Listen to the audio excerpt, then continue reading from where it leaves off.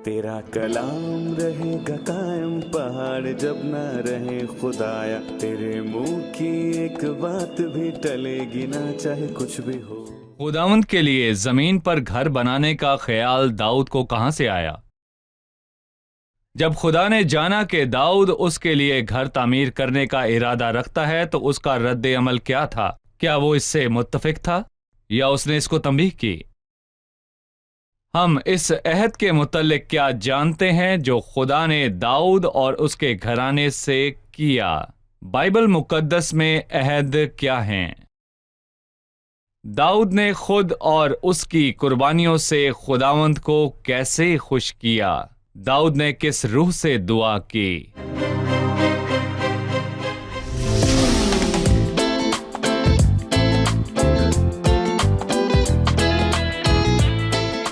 अजीज नाजरीन, मैं अयाद ज़रीफ आप तमाम देखने वालों को हमारे रोज़ के बाइबली मुतालियाती प्रोग्राम की नई किस्त में खुशामदीद कहता हूँ। और मैं बताना चाहता हूँ कि इस प्रोग्राम में हम बाइबल मुकद्दस की तमाम किताबों का मुतालिया पेश कर रहे हैं। अभी हम पहली तवारीख का मुतालिया कर रहे हैं, लिहाजा अपनी बाइबल मुकद्दस खोलिए और आज के मुताले में हमारे साथ शामिल हो जाइए। और मैं आपको बताता चलूँ कि आज हम 16वें बाब की 37वीं आयत से मुताले का आगाज़ करेंगे और फिर इसके बाद आज ही के प्रोग्राम में हम 17वें बाब का भी मुतालिया मुकम्मल करेंगे। लेकिन प्रोग्राम के बाकायदा आगाज़ से पहले मैं खुदा के खादमीन को खुशामदीद कहना चाहूँगा। डॉक्टर एसाम खुशामदीद। बहुत शुक्रिया भाई। डॉक्टर इसहाक खुशामदीद। बहुत शुक्रिया। साथ ही स्टूडियो में आए दीगर मेहमानों को भी खुशामदीद।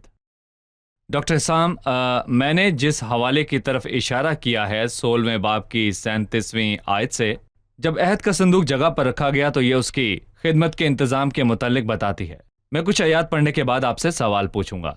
और उसने वहां खुदावंद के अहद के संदूक के आगे आसिफ और उसके भाइयों को हर रोज के जरूरी काम के मुताबिक हमेशा संदूक के आगे खिदमत करने को छोड़ा, और उबैद अदूम और उसके 68 भाइयों को और उबैद अदूम बिन यदुतून और हुसा को ताकि दरबान हो, और सदूक काहिन और उसके काहिन भाइयों को खुदावन के मस्कन के आगे जबाउन के ऊंचे मुकाम पर, इसलिए कि वो खुदावन की शरीयत की सब लिखी हुई बातों के मुताबिक जो उसने इसराइल को फरमाई, हर सुबह और शाम सोख्तनी कुर्बानी के मज़बा पर खुदावन के लिए सोख्तनी कुर्बानियाँ चढ़ाएं, और उनके साथ हीमान और यदतून और बाकी चुने हुए आदमियों को जो नाम बनाम मज़कूर हुए थे, ताकि खुदावन का शुक्र करे क्योंकि उसकी शफकत अब्दी है। इबादत के इस इंतज़ाम पर मैं आपसे इसके मुतल्लिक जानना चाहूँगा। ये खूबसूरत है कि जब उन्होंने सही तरीके से आगाज किया और अहद के संदूक को सही तौर पर वापस लाए तो उन्होंने खूबसूरत काम जारी रखा, क्योंकि हम हमेशा ठीक शुरू करते हैं और ठीक चलते हैं, लेकिन फिर हम रुक जाते हैं। और दाऊद जानता था कि अहद का संदूक सिर्फ एक चीज नहीं जो वो लाया और वो सब अपने अपने कामों को लग जाएं, नहीं।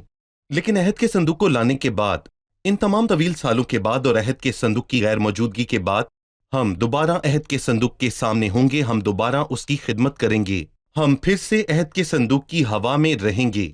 और दाऊद ने यही किया। और लगातार रोज के काम उस शख्स के लिए खुदा की मौजूदगी महज वो नहीं जिसे वो एक मर्तबा चखे या महज एक मर्तबा अपनी जिंदगी में दावत दे, बल्कि उसके लिए खुदा की मौजूदगी उसकी जिंदगी में लगातार होना लाजम है। इसलिए जो हवाला आपने अभी पढ़ा उसमें लिखा है कि और उसने वहां खुदा के अहद के संदूक के आगे आसिफ और उसके भाइयों को हर रोज जरूरत के कामों के मुताबिक हमेशा संदूक के आगे खिदमत करने को छोड़ा, तो ये रोजाना की खिदमत है। और फिर हम पढ़ेंगे हर सुबह और शाम सोख्तनी कुर्बानी के मज़बा पर खुदावंद के लिए सोख्तनी कुर्बानियां चढ़ाएं, और देखें कि कैसे अहद का संदूक उनके लिए जीने का तरीका था। फिर खूबसूरत अल्फाज के वो खुदाम की शरीयत की सब लिखी हुई बातों के मुताबिक जो उसने इसराइल को फरमाई। जब अहद का संदूक आया तो वो हुक्म के मुताबिक था और उसने सीखा जो हुक्म दिया गया वो अहम है। और जब उसने अहद के संदूक के आगे खिदमत की, ये उसकी जिंदगी में खुदा की मौजूदगी या जमात में खुदा की मौजूदगी की तरफ एक वाज़े इशारा है। उसने सीखा कि इस चीज के कानून हैं, इसके असूल हैं, और खुदा ने ये असूल बताए। एक तरफ उन्होंने ठीक शुरू किया और जारी रखा, और दूसरी तरफ उन्होंने सब कुछ असूल के मुताबिक किया। और तीसरा, उन्होंने रोज की जरूरत के काम किए, जैसे कि सुबह और शाम की सोख्तनी कुर्बानियां थीं। और मैं कहूंगा कि यहाँ भी खूबसूरत नाम हैं जो इस बात की तरफ इशारा करते हैं, जो जाहिर करते हैं कि अहद के संदूक की फिजा में दो पहलू हैं। पहला पहलू हम आसिफ को पहला देखते नाम हैं। یہ پہلا نام ہے. بے شک وہ گانے والوں میں سے پہلا نام نہیں تھا، پر آصف کا گانے والوں میں نام ہونا بہت خوبصورت تھا کیونکہ فضل کا چناؤ، کیونکہ ہم پہلی تواریخ کی کتاب میں ہیں، سو میں کہوں گا کہ یہ خدا کے فضل کا کل اختیار ہے، اور چناؤ میں آصف اور اس کے بھائی ہم پر کیا ظاہر کرتے ہیں. فضل کی فضا جب ہم عہد کے صندوق کے پاس جائیں، یہ فضل ہے. پر دوسرا نام بھی جو ہماری توجہ مرکوز کر سکتا ہے اور جس پر بعد میں دھیان جا سکتا ہے، اور عبید ادوم اور اس کے 68 بھائی. اور یہ لوگ دیکھیں، میں یہاں پر جلدی سے اس وقت کا حوالہ دوں گا جب عبید کا نام عبید ادوم کے نام کا ذکر ہوا، اور یقیناً 13ویں باب میں خدا نے جاتی عبید کے گھر کو برکت دی، اور 15ویں باب کی 18ویں آیت، پھر 21 اور 24ویں آیت میں اس کا ذکر ہوا. 16ویں باب میں یہاں اس کا ذکر 5 اور 38ویں آیت میں ہوا. اس کا صرف 2 ابواب میں ذکر ہوا. یہ وہ لوگ تھے جو عہد صندوق سے منسلک تھے. یہ سب ان کاموں سے منسلک تھے جو عہد کے صندوق کے گرد کیے جاتے تھے. یہ چوکیدار کہلاتے تھے، پر انہیں دربانوں کی طرح، گانے والوں کی طرح گودام میں ان کو پاتے ہیں اور روزانہ کی عبادت میں ان کو پاتے ہیں. مطلب ان کے لیے عہد کا صندوق قیمتی تھا، اور خداوند نے ان کو عہد کے صندوق کی وجہ سے برکت دی. وہ جو خداوند کی موجودگی کے نزدیک ہونے کی قوت اور دولت کا مزہ چکھے، اسے عہد کا صندوق ظاہر کرتا ہے. یہ ناممکن ہے کہ وہ عہد کے صندوق سے دور ہونا قبول کرے. وہ خداوند کی خدمت کرنا اور اس کی خوبصورت اور زرخیز فضا کے قریب رہنا چاہتا ہے اور اس سے جڑا ہوا ہے. بھائی اسحاق 17ویں باب میں بہت ہی شاندار الفاظ ہیں، ذرا ہمیں بتائیے کہ پہلی تا 15ویں آیات کا موضوع کیا ہے. داؤد نے ایک رات سوچا کہ میں محل میں رہ رہا ہوں، دیوار کے محل میں، جبکہ خدا کا صندوق ایک خیمہ میں ہے. میں خداوند کے لیے، اس عہد کے صندوق کے لیے ایک گھر تعمیر کرنا چاہتا ہوں. اور جب داؤد نے ناتن نبی سے بات کی تو اس نے کہا، یہ خوبصورت خواہش ہے، سو جو کچھ تیرے دل میں ہے تو کر، کیونکہ خدا تیرے ساتھ ہے. تو کچھ تو کرنا چاہتا ہے، کر. در حقیقت آغاز میں خداوند کے لیے ایک گھر کی تعمیر کرنے کا خیال اچھی چیز ہے، مگر خداوند نے اسے ایک بہت اہم جواب دیا. اس نے اسے کہا کہ تو میرے رہنے کے لیے گھر نہ بنانا. یہ خیال کہ خدا انسان کے ساتھ زمین پر رہتا ہے عظیم خیال ہے. خدا انسان سے محبت رکھتا ہے اور ان کے درمیان رہنا پسند کرتا ہے. اور خدا کے گھر کا خیال پیدائش 28 باب سے شروع ہوا، پیدائش کے آغاز سے مکاشفہ کے اختتام تک، جب یہ کلیسیا میں ابدی حالت میں انسان کے ساتھ خدا کے رہنے کی جگہ پر ختم ہوتا ہے. لیکن یہ خیال کیا ہے؟ خیال یہ ہے کہ خداوند کیا چاہتا ہے، کیونکہ اگر یہ اس کا گھر ہے تو وہی سب چیزوں کا بندوبست کرنے والا ہوگا. اور یہی نکتہ تھا. سو جب ناتن نے شروع میں داؤد کے جذبہ اور نیک نیت کو دیکھا تو اس نے کہا کہ تو اس کو تعمیر کر. مگر خداوند نے 5ویں آیت میں کچھ مختلف کہا، کیونکہ جب سے میں بنی اسرائیل کو نکال لایا آج کے دن تک میں نے کسی گھر میں سکونت نہیں کی، بلکہ خیمہ بخیمہ اور مسکن بمسکن پھرتا رہا. اور ان جگہوں میں جہاں جہاں میں سارے اسرائیل کے ساتھ پھرتا رہا تھا، اور میں نے اسرائیلی قاضیوں میں سے جن کو میں نے حکم دیا تھا کہ میرے لوگوں کی گلہ بانی کریں، کسی نے ایک حرف بھی کہا کہ تم نے میرے لیے دیوار کا گھر کیوں نہیں بنایا. پس تو میرے بندہ داؤد سے یوں کہنا کہ رب الافواج یوں فرماتا ہے، جیسے خداوند یہ کہہ رہا ہے کہ میں چاہتا ہوں کہ تو تھوڑا عاجز اور سوچ کہ میں نے تجھے بھیڑ سالے میں سے لیا، جب تو بھیڑ بکریوں کے پیچھے پیچھے چلتا تھا، لیا تاکہ تو میری قوم اسرائیل کا پیشوا ہو. خدا کے گھر میں اسے خدا کا گھر کہا گیا. ہر کوئی اس کا گھر کا بندوبست اپنی پسند سے کرتا ہے، ایسا ہی ہے.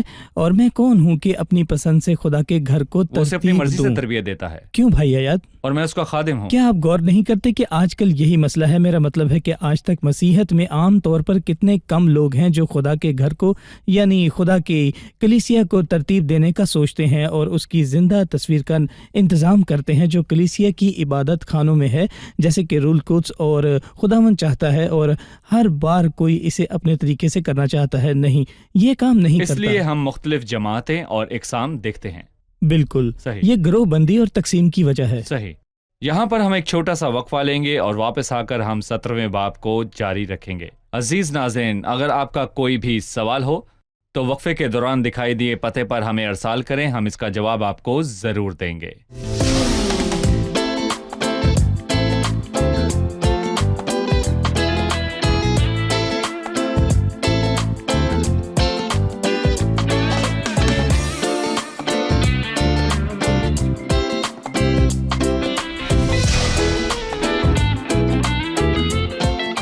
ناظرین، ایک بار پھر سے خوش آمدید. ابھی ہم پہلی تواریخ کے 17ویں باب کا مطالعہ کر رہے ہیں.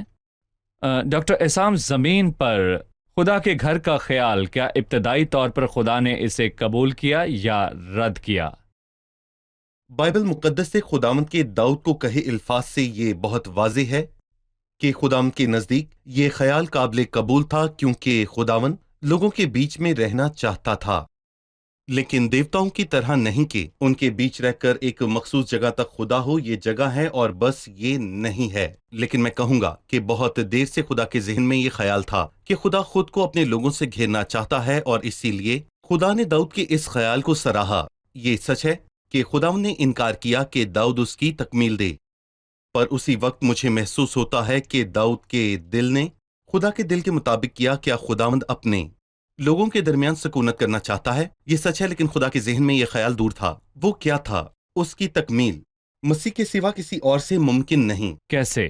اور یوحنا کے پہلے باب میں یہ الفاظ کہے گئے کہ کلام اور کلام مجسم ہوا، وہ ہمارے درمیان رہا، یعنی اس نے اپنا خیمہ کھڑا کیا، خیمہ یہاں ہمارے آیا، درمیان رہا، یعنی اس نے ہمارے درمیان اپنا خیمہ اس نے لگایا، ہمارے درمیان بدن کا خیمہ لگایا، بالکل۔ اور کلام تب مجسم ہوا جب مسیح مجسم ہوا، اور فضل اور سچائی کے ساتھ معمور ہو کر ہمارے درمیان رہا، اور ہم نے اس کا ایسا جلال دیکھا جیسا باپ کے اکلوتے کا جلال۔ اور یہ آیت کس کے بارے میں بات کرتی ہے؟ یہ لوگوں کے درمیان رہنے کے متعلق آپ ہے۔ نے مجھے اور یاد دلا دیا، اس نے یہ بھی کہا اس مقدس کو ڈھا دو، میں 3 دن میں اس کو کھڑا کر دوں گا۔ مگر اس نے وہ اپنے بدن کے مقدس بدن کی کے بابت متعلق کہا فرما تھا۔ رہا تو تھا۔ یہ مقدس اور یہ گھر مسیح کے مجسم ہو کر آنے کو ظاہر کرتا ہے۔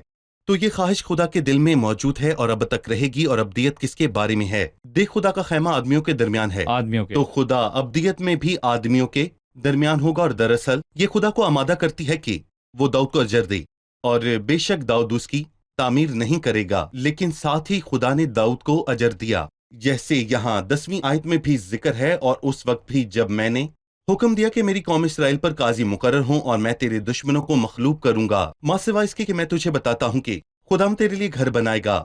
تجھے میرے گھر کا خیال تھا، مجھے بھی تیرے گھر کا خیال ہوگا۔ اور اگر ہم اس کے لفظی یا روحانی معنی دیکھیں تو یہ بڑی چیز ہے، یعنی کہ وہ جنہیں خدا کے گھر کی فکر ہوتی ہے، خدا اپنے گھر کے لیے ان کی فکر کی بدولت ان کے گھر کو عظیم بنائے گا۔ اور وہ جسے خدا کے معاملات اور اس کی پسند کا خیال رہے گا، خدا اس کے لیے گھر بنائے گا، وہ جو خدا کے معاملات کا خیال رکھے گا، اور خدا اس کے گھر اور اس کے تمام معاملات کا خیال رکھے صحیح۔ گا۔ اب مہمانوں کی طرف بڑھتے ہیں اور جانتے ہیں ان کا سوال۔ جی، کس کا سوال ہے؟ ہم نے یہاں 17ویں باب سے سیکھا کہ خدا نے انکار کیا کہ داؤد اس کے لیے گھر نہ بنائے، کیونکہ وہ گھروں میں نہیں خیمہ میں سکونت کرتا تھا۔ لیکن اس کے بعد پہلی تواریخ کے 28 باب کی 3 آیت میں داؤد نے لوگوں سے بات کرتے ہوئے کہا، پر خدا نے مجھ سے کہا کہ تو میرے نام کے لیے گھر نہیں بنا پائے گا، کیونکہ تو جنگی مرد ہے اور تو نے خون بہایا ہے۔ تو اس کی کیا وجہ تھی؟ کیا خداوند گھر میں نہیں خیمہ میں سکونت کرنا چاہتا تھا، یا پھر یہ کہ داؤد ایک جنگی مرد تھا؟ جی، اس کی اصل وجہ کیا تھی؟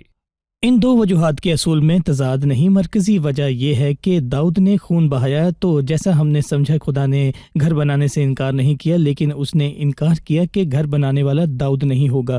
یہ پہلا نقطہ ہے۔ ایک جنگی مرد ہوتے ہوئے داؤد نے خون بہایا، اور خداوند اپنے گھر کی تعمیر میں کسی ایسے کو استعمال نہیں کرنا چاہتا جس نے جنگوں میں حصہ لیا ہو اور خون بہایا ہو۔ مگر دوسری طرف خداوند واقعی ایک گھر بنانا چاہتا ہے، لیکن اس نے داؤد سے کہا کہ جس کا مطلب ہے تو میرے لیے منصوبہ نہیں بنائے گا، بلکہ میں یوں جو تیرے لیے منصوبہ بندی کروں گا، جیسا کہ ہم نے سنا، یہ نہیں کہ تو مجھے خیمہ میں دیکھتا ہے اور خود کو گھر میں پاتا ہے اور پھر فیصلہ کرتا ہے کہ میرے لیے گھر بنائے، نہیں، میں ہمیشہ خیموں میں رہتا ہوں۔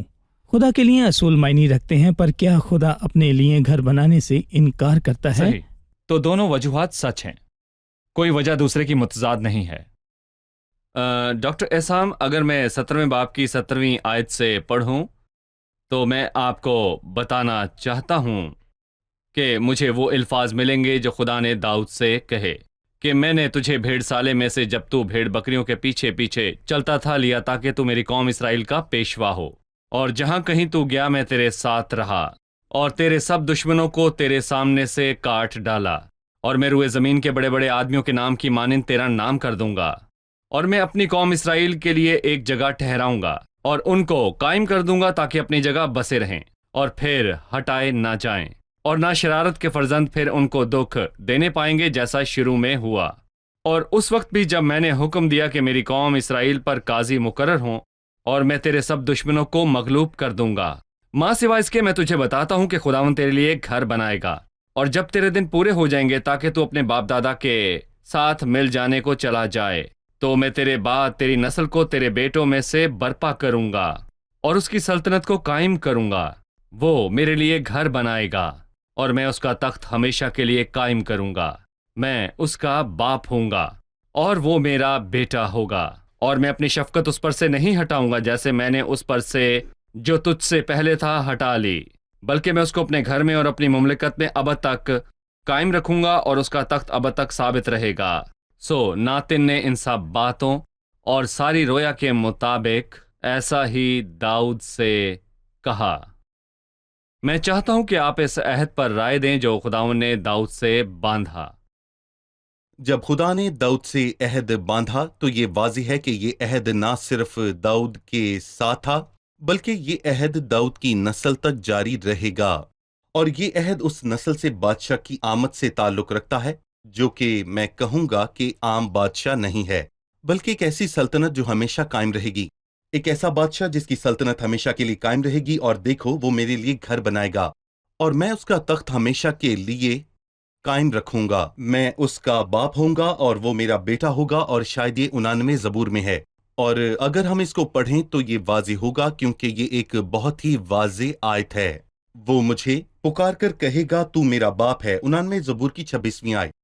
वो मुझे पुकार कर कहेगा तू मेरा बाप, मेरा खुदा, मेरी निजात की चट्टान है, और मैं उसको अपना पिलौठा बनाऊंगा और दुनिया का शहंशाह। मैं अपनी शफकत को उसके लिए अबद तक कायम रखूंगा और मेरा अहद उसके साथ ला तब्दील रहेगा। मैं उसकी नस्ल को हमेशा तक कायम रखूंगा और उसके तख्त को जब तक आसमान है।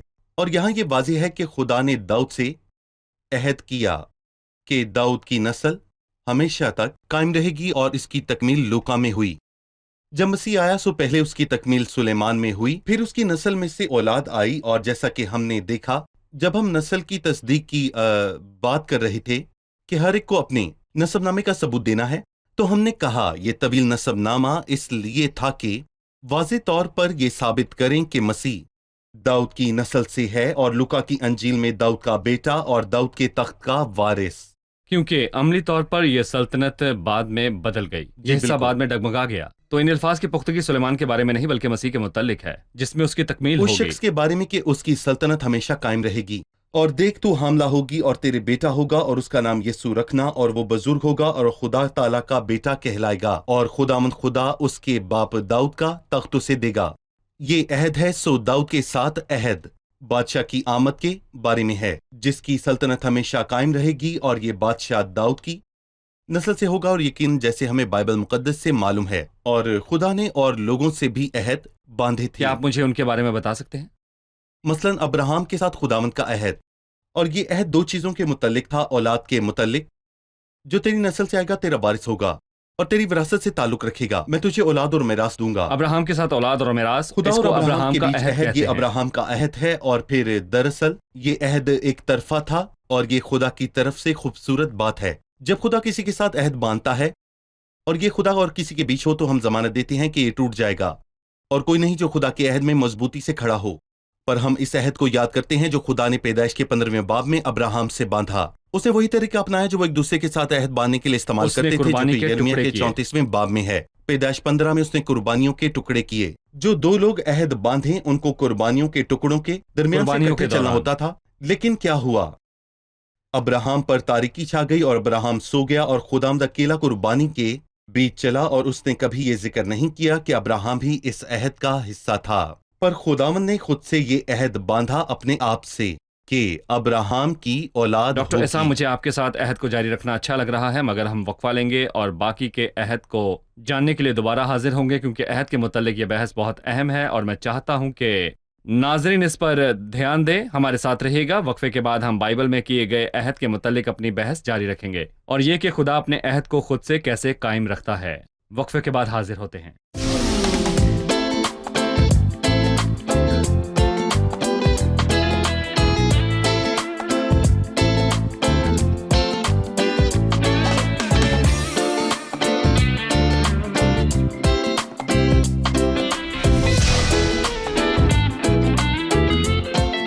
عزیز ناظرین، ایک بار پھر سے خوش آمدید۔ ابھی ہم بائبل مقدس میں کیے گئے عہد کے متعلق بات کر رہے ہیں۔ آپ نے کہا کہ پہلا عہد ابراہیم سے کیا عہد تھا اور وہ خدا اور اس کے اپنے بیچ تھا۔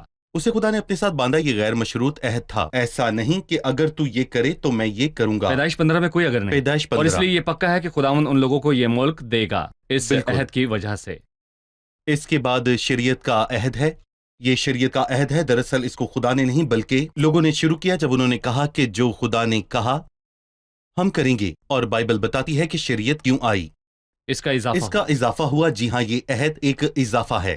یہ عہد خدا کے عہد کو پورا کرنے کے لیے نہیں باندھا گیا، کیونکہ شریعت خدا کے وعدوں کو پورا کرنے کے قابل نہیں، اس لیے زمین پر کسی نے بھی شریعت کو پورا نہ کیا، کیونکہ جس نے شریعت پر عمل کیا اور ایک ہی بات میں خطا کی وہ سب باتوں میں قصوروار ٹھہرا۔ اور لوگ دوسری طرف سے اس عہد میں شامل ہونا چاہتے تھے، اور اس لیے یہ عہد مکمل طور پر ختم ہو گیا، اور وہ ہرگز شریعت کے نیچے نہیں رہ سکے۔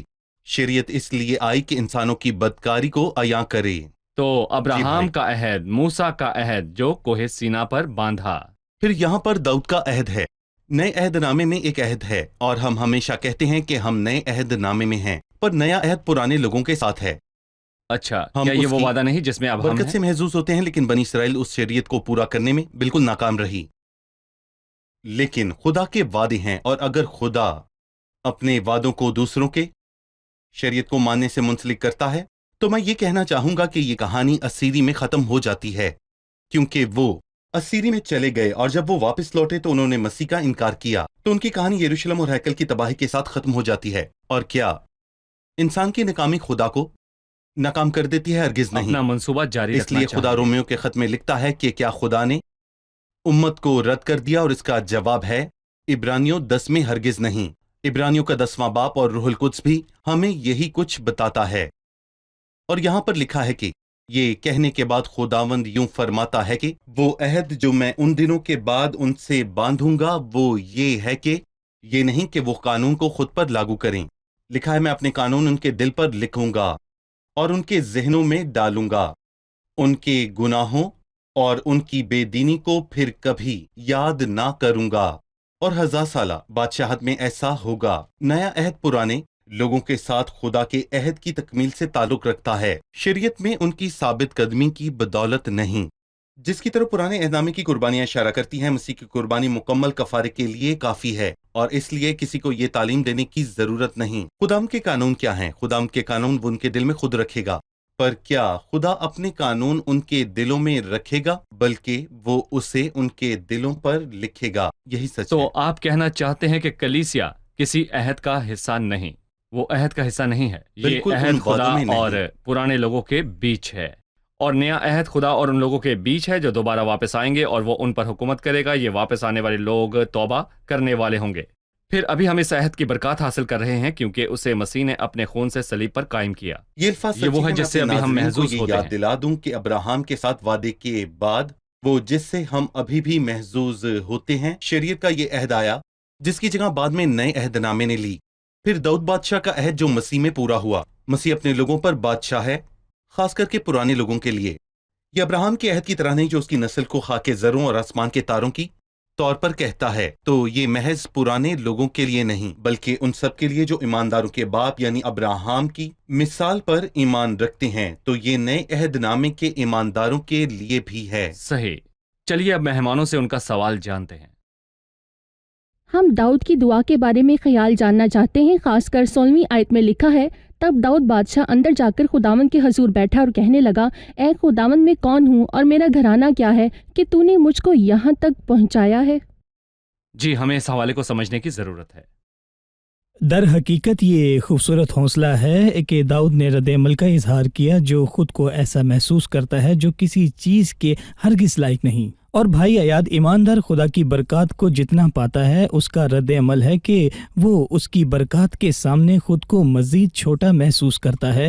میری نسل سے مسیح آئے گا، خداوند میرے ساتھ عہد مانتا ہے، وہ مجھ سے اولاد کا وعدہ کرتا ہے۔ کیوں؟ تو پہلے بائبل داؤد کی تفصیل بیان کرتی ہے، تب داؤد اندر جا کر خداوند کے حضور بیٹھا اور کہنے لگا، اے خداوند خدا، میں کون ہوں اور میرا گھرانہ کیا ہے کہ تو نے مجھ کو یہاں پہنچایا، یہ عاجزی اور نااہلی کا احساس ہے، اور یہ اے خدا تیری نظر میں چھوٹی بات تھی، بلکہ تو نے تو اپنے بندہ کے گھر میں حق میں آئندہ بہت دنوں کا ذکر کیا ہے۔ بھلا داؤد تجھ سے اس اکرام کی نسبت داؤد جو اس تیرے وقت کیا خادم کا کہے؟ ہوا ہے وہ کیا کہے گا؟